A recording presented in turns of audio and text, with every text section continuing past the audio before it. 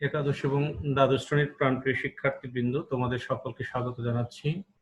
আমি জয়তশীল, সহকারী অধ্যাপক, বান্দরবান ক্যান্টনমেন্ট পাবলিক স্কুল ও কলেজ। প্রাণপ্রিয় শিক্ষার্থীবৃন্দ, লক্ষ্য করবে যে টপিকটা নিয়ে আজকে আমি কথা বলবো, জীববিজ্ঞান বিষয়ক প্রথম পত্রের অধ্যায় 2 সেল ডিভিশন অর্থাৎ কোষ বিভাজন, সেখান থেকে লেসন 2 সেল সাইকেল অর্থাৎ কোষ চক্র। ইতোপূর্বে কোষ বিভাজন থেকে যে ইন্ট্রোডাক্টরি কথাবার্তা আছে তা লেসন 1-এ প্রোভাইড করেছি, সেখানে অ্যামাইটোসিস কোষ বিভাজনের কথাও আছে। আজকে এই মুহূর্তে বা স্লাইডের মাধ্যমে, এই লেকচারের মাধ্যমে আমি যে বিষয়টুকু তোমাদের জন্য প্রোভাইড করতে যাচ্ছি, cell cycle, basically cell cycle and interface. যাই হোক, দেখো কোষ চক্র ইন্টারফেস কি একটু খেয়াল করবো। একটি সুস্থ বর্ধিষ্ণু অর্থাৎ ক্রমবর্ধমান যেটা কোষের জীবন শুরু হয় তার মাতৃকোষের বিভাজনের মাধ্যমে এবং শেষ হয় নিজে বিভাজিত হয়ে অপত্য কোষ সৃষ্টির মধ্য দিয়ে। অর্থাৎ একটি সুস্থ বর্ধিষ্ণু কোষের জীবন শুরু হয় তার মাতৃকোষের বিভাজনের মাধ্যমে। মাতৃকোষ বিভাজিত হলেই নতুন আরেকটি কোষের আবির্ভাব ঘটে, এটাই বোঝানো হয়েছে। এবং শেষ হয় নিজে বিভাজিত হয়ে সে আবার বিভাজিত হয়ে অপত্য কোষের জন্ম দেবে। এভাবেই একটা কোষের জীবনচক্র সামনে থেকে এগিয়ে যায়। অর্থাৎ খেয়াল করো, একটি কোষ সৃষ্টি, এর বৃদ্ধি এবং পরবর্তীতে বিভাজন, এই তিনটি কাজ যে চক্রের মাধ্যমে সম্পন্ন হয় তাকে বলা হয় কোষ চক্র। এটা পরীক্ষায় প্রশ্ন আকারে আসে। সৃজনশীল প্রশ্নের কতে 1 নম্বরে আসবে, কতে 1 মার্কসের প্রশ্ন, কোষ চক্রটি তুমি অ্যান্সার করবে এভাবে: একটি কোষ সৃষ্টি, এর বৃদ্ধি এবং পরবর্তীতে বিভাজন, এই তিনটি কাজ যে চক্রের মাধ্যমে সম্পন্ন হয় তাকে বলা হয় কোষ চক্র। হাওয়ার্ড ও পেল্ক 1953 সালে এই কোষ চক্রের প্রস্তাব করেন। এই চক্রটি বারবার চলতেই থাকে। এটা একটা এমসিকিউ। কোষ চক্রের প্রবক্তাকে হাওয়ার্ড এবং পেল। পরের স্লাইডে কি বলছে দেখো, এখানে ইম্পর্টেন্ট খুব বেশি একটা কিছু নেই, তারপরেও আমরা এটাকে হালকাভাবে নিব না, হয়তো দেখা যাবে কোন একটা এমসিকিউ প্রশ্ন এখানে রয়ে গেছে। একজন প্রাপ্তবয়স্ক ব্যক্তির দেহে 100 ট্রিলিয়ন কোষ থাকে। দেহকে সুস্থ রাখতে হলে এর মধ্যে সঠিক সময়ে সঠিক কোষটিকে বিভক্ত হতে হবে। এই বিভাজনের জন্য প্রয়োজন অভ্যন্তরীণ ও বাহ্যিক প্রয়োজনীয় সিগন্যাল বা সংকেত। কিছু কোষ আছে যারা দ্রুত বিভাজনের জন্য বিশেষায়িত, স্পেশালাইজড কিছু সেল যারা খুব দ্রুত বিভাজিত হয়। যেমন ভ্রূণে, বানানটা দীর্ঘকার হবে, এটা টাইপিং এর সমস্যা হয়েছে আর কি। যেমন ভ্রূণ কোষ, মূল ও কাণ্ডের শীর্ষ মেরিস্টেম কোষ অর্থাৎ মূলের অগ্রভাগেও এবং কাণ্ডের অগ্রভাগেও কিছু এপিক্যাল সেল থাকে। এরা বেসিক্যালি মেরিস্টেমের একটি শর্ত, তাদের বিভাজন ক্ষমতা থাকে। তার মানে মূল ও কাণ্ডের শীর্ষ মেরিস্টেম কোষ, এরাও মানে বিভাজনের জন্য স্পেশালাইজড। কিছু কোষ আছে প্রয়োজনীয় উদ্দীপনা পেলে বিভাজিত হতে পারে, আবার অনেক কোষ আছে কখনো বিভাজিত বা বিভক্ত হয় না। যেমন সাসেস রেড ব্লাড সেল অর্থাৎ আমাদের পূর্ণাঙ্গ লাল রক্ত কোষ, লোহিত রক্ত কণিকা, পেশি কোষ, মাস্কুলার সেল, স্নায়ু কোষ, নার্ভ সেল এবং উদ্ভিদের কিছু কোষ যারা একেবারে পার্মানেন্টলি তাদের বিভাজন ক্ষমতা হারিয়ে বসছে, সেই সকল কোষ। অন্তত এখান থেকে এই যে কথাগুলো এখন বললাম, পূর্ণাঙ্গ লাল রক্ত কোষ, পেশি কোষ, স্নায়ু কোষ, উদ্ভিদের স্থায়ী কোষ সমূহ, এদের বিভাজন ক্ষমতা নিয়ে এরা বিভাজিত হয় না। যাই হোক, এটা কোষচক্র পরে ব্যাখ্যা দেব, পাশে পাশে রান করিয়েছি। কোষচক্র দুটি প্রধান ধাপে বিভক্ত, যথা কোষের বিভাজনরত অবস্থাকে বলা হয় অ্যামফেজ, এই যেটা অ্যামফেজ, অর্থাৎ মাইটোটিক ফেজ, মানে মাইটোসিস যেখানে হয়, এবং দুটি অ্যামফেজের মধ্যবর্তী অবিভাজন অবস্থাকে বলা হয় ইন্টারফেস, এই যেটা ইন্টারফেস। এখান থেকে শুরু করে এখান পর্যন্ত, এখান থেকে শুরু করে এই যে সাইক্লিক অর্ডারে সেখান পর্যন্ত, এটা হচ্ছে ইন্টারফেস বা প্রস্তুতি পর্যায়। অর্থাৎ একটি কোষ যে মাইটোসিস দশায় যাবে, মাইটোটিক ফেজে প্রবেশ করবে, তার আগে তাকে কিছু প্রিপারেটরি কিছু কাজ সম্পন্ন করতে হয়। সেই পর্যায়টাকে বলা হচ্ছে ইন্টারফেস বা প্রস্তুতি পর্যায়। আশা করি বুঝছো। আরো যদি একটু খুলে বলি বা অন্যভাবে যদি বলি, একটি কোষ পরপর দুবার বিভক্ত হওয়ার মধ্যবর্তী সময় বা পর্যায়ই হলো ইন্টারফেজ। অ্যামফেজ এবং ইন্টারফেজ পর্যায়ক্রমিকভাবে পরপর এসে কোষচক্র সম্পন্ন হয়। কোষচক্রের মোট সময়ের মাত্র 5 থেকে 10 ভাগ ব্যয় হয় অ্যামফেজে, আর বাকি 90 থেকে 95 ভাগ সময় ব্যয় হয় ইন্টারফেজ অবস্থা এখানে আছে, খেয়াল করো এই সময়ের এটা অন্তস্থ হবে, এখানে বিন্দু হবে একটা। এখানে আমি ফিগারটাতে একটু দেখি, এটা আসলে একটা চক্র, অনেকটা ফ্লো চার্টের মতোই সাইক্লিক অর্ডার এটা আমরা শো করেছি, দেখিয়েছি। খেয়াল করো এই যে বিভাজন পর্যায়, এই যে এটা হচ্ছে ইন্টারফেস বা প্রস্তুতি পর্যায়। এই বিভাজন পর্যায় মূলত এখানে কোষটা বিভাজিত হয় এবং সময় লাগে 5 থেকে 10 শতাংশ। আর এইখানে চলতে থাকে বিভাজন যে হবে, বিভাজিত হওয়ার জন্য যে প্রস্তুতি, তোমরা যেমন পরীক্ষার আগে প্রস্তুতি নাও, এটা হচ্ছে প্রস্তুতি পর্যায়। ঠিক এখানেও কিন্তু কিছু কাজ থাকে, তবে বিভাজিত হয় না। এই প্রস্তুতি পর্যায় শেষে মাইটোটিক পর্যায়ে এসে কোষটা বিভাজিত হয়। এই বিভাজনের সময় হচ্ছে 5 থেকে 10 ভাগ, প্রস্তুতি পর্যায়ের সময় হচ্ছে 90 থেকে 95 ভাগ। এই প্রস্তুতি পর্যায়টা আবার 3টি উপপর্যায়ে বিভক্ত, জি1 দশা, এস দশা, জি2 দশা। জি1 হচ্ছে মূলত এখানে সিদ্ধান্ত নেয় কোষটি পরবর্তী বিভাজন দশায় যাবে কিনা। এখানে মূলত রেপ্লিকেশন হয়, সিনথেসিস মানে সংশ্লেষণ মানে তৈরি হয়, অর্থাৎ এই কোষটি যে বিভক্ত হবে হয়ে 2টা কোষের জন্ম দেবে, 2টা কোষের সমপরিমাণ উপাদান যেতে হবে, এটা সমীকরণিক বিভাজন, মাইটোসিস সেল ডিভিশন। উৎপন্ন অপত্য কোষে ক্রোমোজোমের সংখ্যা, গুণাগুণ, শারীরিক কন্ডিশন সবকিছু হুবহু মাতৃকোষের মতোই হবে। তাহলে এখানে ডিএনএ যদি ডাবল না হয়, আরএনএ যদি ডাবল না হয়, প্রোটিন যদি ডাবল না হয়, সবকিছু যদি ডাবল না হয়, 2টা কোষটি বিভক্ত হবে, হওয়ার পরে সেখানে সমপরিমাণ উপাদান কোথা থেকে যাবে, তাহলে এই কাজগুলো এখানেই চলতে থাকে। এবং এস পর্যায়ে অর্থাৎ সিনথেসিস পর্যায়ে সংশ্লেষণ চলে, অর্থাৎ ডিএনএ আরএনএ প্রতিলিপন হয়। জি2 দশা, এখানেও কিছু কাজ আছে, আমরা জি2 দশাতে দেখব। তবে এখানেও এসে কিছু কোষ আটকে যেতে পারে বা বিভাজন পর্যায়ে প্রবেশ নাও করতে পারে, সেখানে সময় লাগে 10 থেকে 20 শতাংশ। জি1 মানে গ্যাপ ওয়ান, গ্যাপ ওয়ান হচ্ছে 30 থেকে 40 শতাংশ সময়, এস দশায় 30 থেকে 50, আর জি2 10 থেকে 20 ভাগ সময় ব্যয় হয়। আশা করি বুঝছো। এখানে উল্লেখযোগ্য যে কোনো নির্দিষ্ট সময়ে মাত্র অল্প সংখ্যক কোষ মাইটোসিস পর্যায়ে থাকে এবং অধিকাংশ সময় অধিকাংশ কোষই ইন্টারফেস পর্যায়ে থাকে। একটি জেনেটিক প্রোগ্রাম দ্বারা কোষ চক্র নিয়ন্ত্রিত হয়। অবশ্যই জেনেটিক প্রোগ্রাম থাকবে, এই প্রোগ্রাম ধারাটা প্রোগ্রাম ছাড়া তো এটা রান করবে না।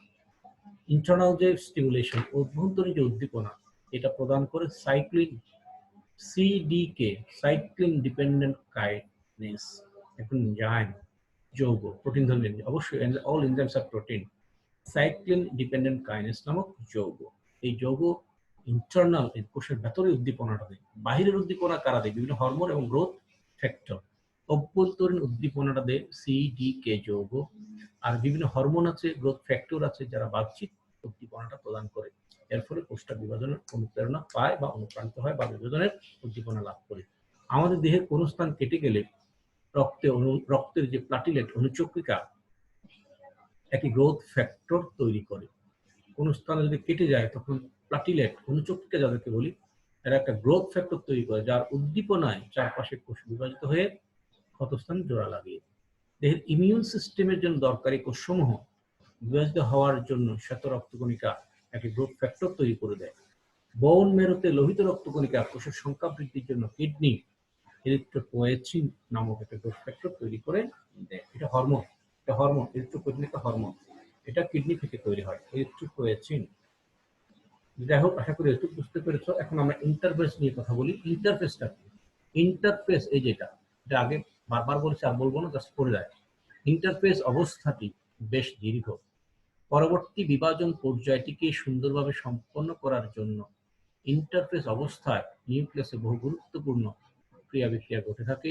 তাই ইন্টারফেস অবস্থায় কোষের নিউক্লিয়াসকে বলা হয় বিপাকীয় নিউক্লিয়াস। এটা একটা প্রশ্ন, বিপাকীয় নিউক্লিয়াস কি? এই যে এই অবস্থায় যখন থাকে, অর্থাৎ ইন্টারফেস বা প্রস্তুতি পর্যায়ে যখন কোষটা থাকে, তখন এই বিভাজনের প্রস্তুতি নেওয়ার জন্য কোষে নিউক্লিয়াসে বেশ কিছু ক্রিয়া বিক্রিয়া সংঘটিত হয়। এই জন্য ইন্টারফেস অবস্থায় নিউক্লিয়াসটাকে বিপাকীয় নিউক্লিয়াস বলা হয়। এক কথায় বলা যায় অ্যামফেস বা মাইটোটিক ফেজকে সুসম্পন্ন করতে সব ধরনের প্রস্তুতি গ্রহণ করা হয় ইন্টারফেজ অবস্থায়। কোষ চক্রের মোট সময় 90 থেকে 95 ভাগ সময় ব্যয় হয় ইন্টারফেজ অবস্থায়। ইন্টারফেজকে সাধারণত 3টি উপপর্যায়ে ভাগ করা হয়, যেটা জি1, এস এবং জি2। টার্গেট কোষের যে কোষ বিভাজিত হবে তার সারফেসে, তার মেমব্রেনে বিশেষ রিসেপ্টর প্রোটিন রয়েছে, সেই প্রোটিনের সাথে গ্রোথ ফ্যাক্টর সংযুক্ত হয়ে কোষ চক্র শুরু করার নির্দেশ দান করে। যাই হোক, এই ইন্টারফেসের বিভিন্ন উপপর্যায়গুলো আমরা একটু দেখি। জি1 দশা, একটি কোষ পরবর্তীতে বিভাজন প্রক্রিয়ায় অংশগ্রহণ করবে কিনা তার সিদ্ধান্ত নেওয়া হয় জি1 উপপর্যায়ে। এর প্রথমেই সাইক্লিন নামক এক প্রকার প্রোটিন তৈরি হয় যা সিডিকে বা সাইক্লিন ডিপেন্ডেন্ট কাইনেসের সাথে যুক্ত হয়ে সমগ্র প্রক্রিয়ার গতি ত্বরান্বিত ও নিয়ন্ত্রণ করে। সিডিকে অর্থাৎ সাইক্লিন ডিপেন্ডেন্ট কাইনেস ফসফোরাইলেশন অর্থাৎ ফসফেট সংযুক্তি প্রক্রিয়া নিয়ন্ত্রণ করে। ফসফোরাইলেশনটাও প্রয়োজন, কারণ এই এটিপি ভাঙলেই শক্তিটা বের হয়, সেই শক্তিটাই বিপাকীয় কাজে ব্যবহার হয়। এই সময় প্রয়োজনীয় অন্যান্য প্রোটিন, আরএনএ এবং ডিএনএ রেপ্লিকেশনের সকল উপাদান তৈরি হয়। যে কোষটি আর বিভাজিত হবে না তা 1 সপ্তাহ বা 1 বছর অর্থাৎ আমৃত্যু জীবাণু উপপর্যায়ে আবদ্ধ হয়ে যায়। এখানে জীবাণু উপপর্যায়ে আবদ্ধ হয়ে যায়, তারা আর বিভাজনে যাবে না। মোট কোষ চক্রের 30 থেকে 40% সময় এই উপপর্যায়ে ব্যয় হয়। দেখো এস দশা বা সিনথেসিস। এই উপপর্যায়ের প্রধান কাজ হলো নিউক্লিয়াসে ক্রোমোজোমস্থ ডিএনএ সূত্রে রেপ্লিকেশন। এখানে ডিএনএ রেপ্লিকেশন হয়। পরবর্তী উপপর্যায়ে প্রবেশের আগেই ডিএনএ রেপ্লিকেশন সম্পন্ন হয়। এই উপপর্যায়ের সময় ব্যয় হয় মোট সময় 30 থেকে 50 বার। এখানে ডিএনএ রেপ্লিকেশন হবে কেন? এই যে এখানে যখন একটা কোষ থেকে দুইটা হবে তখন সম পরিমাণ ডিএনএ, তাহলে দুইটা কোষে যেতে হবে সমান সমান। এখানে যা ডিএনএ সেটা একটা কোষে, এটাকে ভাগ হয়ে দুইটা কোষে যেন যেতে পারে সেই পরিমাণ ডিএনএ এখানে তৈরি হয়। আর ডিএনএ তৈরির প্রয়োজনীয় উপাদানগুলো জি1 তৈরি হয়। এখানে ডিএনএ রেপ্লিকেশনের পর জি2 দশায় যায়। তাহলে এস দশাও আমরা দেখলাম, সিনথেসিস দশা, জি1 দশা, গ্যাপ 1 দশাও আমরা দেখলাম। জি2 বা গ্যাপ 2 তে দেখো এটি হলো অ্যামফেজে প্রবেশ করার প্রস্তুতি পর্যায়। এই অ্যামফেজে যাবে তার আগে। এই উপপর্যায়ের প্রধান কাজ হলো মাইক্রোটিউবিউল, যেটা সাইটোপ্লাজমে থাকে এবং এটা প্রোটিন ধর্মী উপাদান, অবশ্যই প্রোটিন দ্বারা গঠিত হয়। মাইক্রোটিউবিউলটা মূলত ক্রোমোজোমের সেন্ট্রোমিয়ারের সাথে যুক্ত হয়ে ক্রোমোজোমটাকে টেনে মেরুতে নিয়ে যায়। মেরুতে না নিলে দুইটা কোষ তো হবে না। একটা কোষ যখন ভাগ হয় তখন দুইটা মেরু তৈরি হবে। সেই দুইটা মেরুতে কোষীয় ফ্যাক্টর উপাদানগুলো যাবে এবং সেখানে কালক্রমে মেমব্রেন কোষ প্রাচীর গঠনের মাধ্যমে, প্ল্যান্ট সেল হলে কোষ প্রাচীর গঠিত হবে, অ্যানিমাল সেল হলে সেখানে মেমব্রেন এর গঠনের মাধ্যমে দুইটা কোষ উৎপাদন প্রক্রিয়া শেষ হবে। এই মাইক্রোটিউবুল গঠনকারী পদার্থ সংশ্লেষণ যা দিয়ে মাইটোসিস পর্যায়ে স্পিন্ডল তন্তু তৈরি হবে। একটি সেন্ট্রোজোম থেকে দুটি সেন্ট্রোজোমে পরিণত হয়। কেন? ক্রোমোজোম ভাগ হচ্ছে। সেন্ট্রোজোম মাইক্রোটিউবুল তৈরির সূচনা করে। বিভাজন প্রক্রিয়ার জন্য প্রয়োজনীয় শক্তি এটিপি তৈরি হয়। জি2 থেকে মাইটোসিসে প্রবেশ করতে হলে ম্যাচুরেশন প্রমোটিং ফ্যাক্টর নামক প্রোটিনের প্রয়োজন পড়ে। এখান থেকে এখানে যখন যাবে তখন ম্যাচুরেশন অর্থাৎ ম্যাচিউর হলো আর কি, প্রমোটিং ফ্যাক্টর তাকে ম্যাচিউরে পূর্ণাঙ্গ অবস্থায় পরিণত করে। এই জন্য কিছু ফ্যাক্টর আছে, প্রমোটিং ফ্যাক্টর, এগুলো এনজাইম আর কি, ম্যাচুরেশন প্রমোটিং এনজাইম নামক প্রোটিনের প্রয়োজন পড়ে। কিছু সংখ্যক কোষ জি2 উপপর্যায়ে এসেও আটকা পড়ে যায়। এখানেও এসে কিছু কোষ আটকা পড়ে যায়, আর কখনো বিভাজন পর্যায়ে প্রবেশ করে না। মোট সময় 10 থেকে 20 ভাগ সময় এই উপপর্যায়ে বের হয়। অর্থাৎ এইভাবে কোষ চক্রটা সম্পন্ন হতে থাকে, বিভাজন পর্যায়ে এবং ইন্টারফেজ। ইন্টারফেজের 3টি দশা, জি1, এস এবং জি2। জি1 এ কি হচ্ছে বলেছি, এস1 এ কি হচ্ছে তাও বললাম, জি2 কি হচ্ছে তাও বললাম। কোষ চক্র বেসিক্যালি এটুকুই। তারপর যেগুলো সেগুলো কোষ চক্রের জন্য প্রযোজ্য না, তবে সংশ্লিষ্ট আর কি, কেন এটা হচ্ছে। জি1 থেকে এস উপপর্যায় এবং এস উপপর্যায় থেকে জি2 তে স্থানান্তরের জন্য সিডিকে প্রোটিনের অ্যাক্টিভেশন প্রয়োজন হয়, এটি সক্রিয় হতে হবে। জীবের জীবনে ইন্টারফেজের গুরুত্ব, এটা জীবের জীবনে হবে, এখানে রটা হবে না, এখানে একটা আকার হবে। জীবের জীবনে ইন্টারফেজের গুরুত্ব, জীবের জীবনে কোষের ইন্টারফেজ পর্যায়ে অতীব গুরুত্বপূর্ণ। কেন?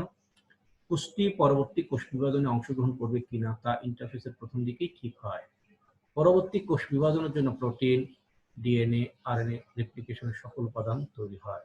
ডিএনএ রেপ্লিকেটেড হয়, অর্থাৎ রেপ্লিকেশনটা ঘটে। কোষ বিভাজনের প্রয়োজনীয় স্পিন্ডল তন্তু তৈরির জন্য মাইক্রোটিউবুল সৃষ্টি হয়। কোষ বিভাজনের প্রয়োজনীয় শক্তি তৈরি হয়।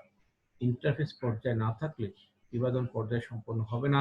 বিভাজন প্রক্রিয়া না থাকলে কোষের সংখ্যা বৃদ্ধি, জীবের পূর্ণাঙ্গ গঠন ও বিকাশ হবে না, অর্থাৎ নতুন জীবী সৃষ্টি হবে না। আশা করি বুঝতে পেরেছ। ইম্পর্টেন্সটা দেখো, প্রথমটা কি বললাম, গুরুত্ব, দুইভাবে লিখছে কেন? কোষ চক্রের গুরুত্ব, এটা হচ্ছে ইন্টারফেসের গুরুত্ব, এটা কোষ চক্রের গুরুত্ব, ঘুরে ফিরে একই। ইন্টারফেস ও মাইটোটিক কোষ বিভাজন পর্যায়ক্রমিকভাবে সে কোষ চক্র সম্পন্ন করে। আলাদা করে বলার কারণ হলো এটাও জীবের জীবনে হবে, জীবের জীবনে কোষ চক্রের গুরুত্ব।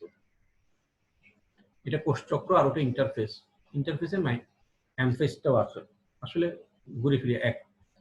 ওই ইন্টারফেস বলার সময় মাইটোটিকের এটা বলবো না, কোষচক্র বলতে গেলে দুটাই চলে আসে।